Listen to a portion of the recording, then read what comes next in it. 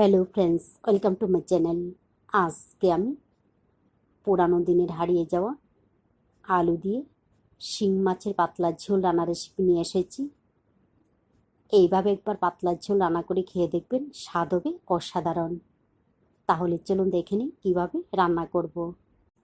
তো এইখানে আমি 300 গ্রাম শিং মাছ কেটে তারপর ভালোভাবে ধুয়ে নিয়েছি। এখনই মাছের মধ্যে দিয়ে দিচ্ছি লবণ, হলুদের গুঁড়া, সামান্য একটু কাঁচা সর্ষের তেল।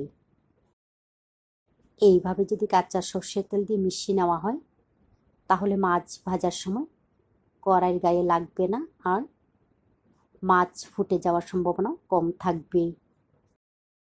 এরপর আমি মাছগুলিকে ভেজে নেব। তার জন্য গ্যাস অন করে কড়াইতে তেল গরম করে নিয়ে লবণ হলুদ দিয়ে মাখিয়ে নেওয়া মাছগুলি দিয়ে উল্টে পাল্টে ভেজে নিচ্ছি। তো মাছগুলিকে ভেজে নেওয়ার পর এখন আমি এইগুলিকে নামিয়ে নেব।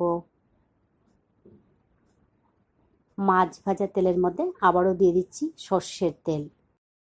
তেল গরম হয়ে গেলে ফোড়নের মধ্যে দিয়ে দেব মেথি ফোড়ন। ফোড়নের কালারটা যখন চেঞ্জ হয়ে যাবে এবারে এর মধ্যে দিয়ে দিতে হবে কেটে নেওয়া আলু।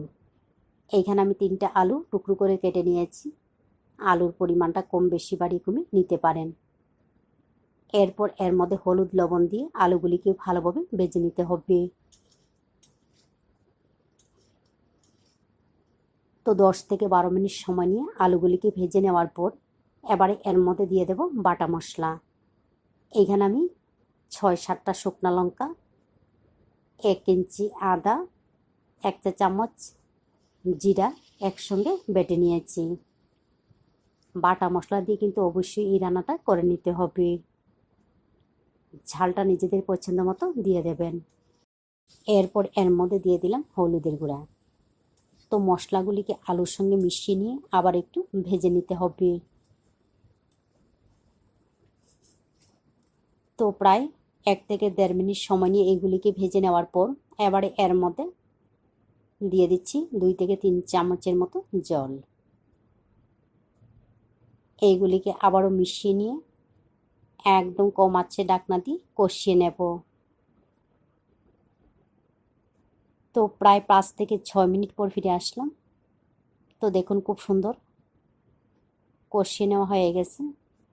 এবার এই সময়ের মধ্যে দিয়ে দেব জল। জলের পরিমাণটা আপনাদের পছন্দ মতো ব্যবহার করতে পারেন। ঝোলের সঙ্গে আলুগুলিকে ভালোভাবে মিশিয়ে নেওয়ার পর চুলার আঁচটা বাড়িয়ে দিয়ে ঝোলটা ফুটিয়ে নেওয়ার জন্য অপেক্ষা করতে হবে। ঝোলটা যখন টকবক করে ফুটে উঠবে এবারে এর মধ্যে দিয়ে দিতে হবে ভেজে নেওয়া মাছের টুকরোগুলি। দিয়ে দিচ্ছি 4-5টা কাঁচা লঙ্কা, পরিমাণ মতো লবণ। এইগুলিকে মিশিয়ে নিয়ে কম আঁচে ঢাকনা দিয়ে রান্না করব ভালোভাবে সিদ্ধ হওয়া পর্যন্ত। তো প্রায় 15 মিনিটের মতো কম আঁচে ঢাকনা দিয়ে রান্না করে নেওয়ার পর দেখে নিতে হবে সিদ্ধ হয়েছে কিনা। তো আলুগুলি ভালোভাবে সিদ্ধ হয়ে গেছে। এখন এর থেকে 4 থেকে 5 টুকরো আলু এইভাবে ভেঙে দিতে হবে। এইভাবে কয়েক টুকরো আলু ভেঙে দিলে ঝোলটা ভালো লাগবে। তারপর এর মধ্যে দিয়ে দেব শিলপাটায় বেটে নেওয়া গরম মশলা। এইখানে আমি 1 টুকরো দারচিনি, 1টা এলাচ, 2টা লং শিলপাটায় বেটে নিয়েছি। বাটা গরম মশলা ব্যবহার করবেন, গুঁড়া মশলা ব্যবহার করলে ভালো লাগবে না। বেটে যদি ব্যবহার করা হয় তাহলে খুব সুন্দর একটা ফ্লেভার আসে। এইগুলিকে হালকাভাবে মিশিয়ে নিয়ে কিছুক্ষণ রেস্টে রাখার পর আমার রান্না সম্পূর্ণ রেডি। এইভাবে আলু দিয়ে শিং মাছের ঝোল রান্না করে খেয়ে দেখবেন, ভালো লাগে। ভালো লাগলে অবশ্যই লাইক, শেয়ার এবং সাবস্ক্রাইব করবেন। আপনারা ভালো থাকবেন, সুস্থ থাকবেন আর আমার নিত্য নতুন ভিডিও দেখবেন।